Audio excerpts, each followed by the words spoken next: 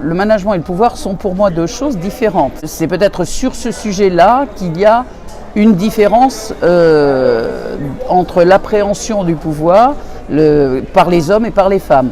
Les hommes ont une approche un peu territoriale du pouvoir, c'est-à-dire garder, avoir la main mise sur leurs équipes, sur leurs responsabilités, ne pas déléguer, y compris leurs compétences propres. Les femmes ont plus une approche transformationnelle, un objectif effectivement de faire avancer, réaliser des projets, de porter plusieurs projets à la fois, donc des approches souvent plus pragmatiques, une recherche de consensus.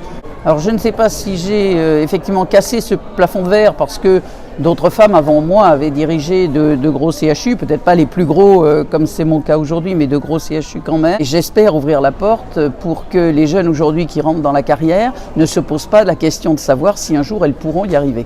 Parce qu'il y a des exemples qui permettent de dire que si on veut, on peut, donc à elles après de se faire une place pour y arriver. Même s'il y a une égalité aujourd'hui affichée dans les tâches ménagères et l'éducation des enfants, on sait quand même bien que ce sont quand même les femmes qui portent le tribut le plus lourd dans cette période de la vie. Il faut aussi avoir des chefs qui vous aident, qui vous facilitent les choses pour que vous ne perdiez pas de temps dans ces années-là et donc vous avancez moins vite sur des responsabilités que certains hommes. C'est notre responsabilité que d'aider les jeunes à se préparer un jour à nous remplacer.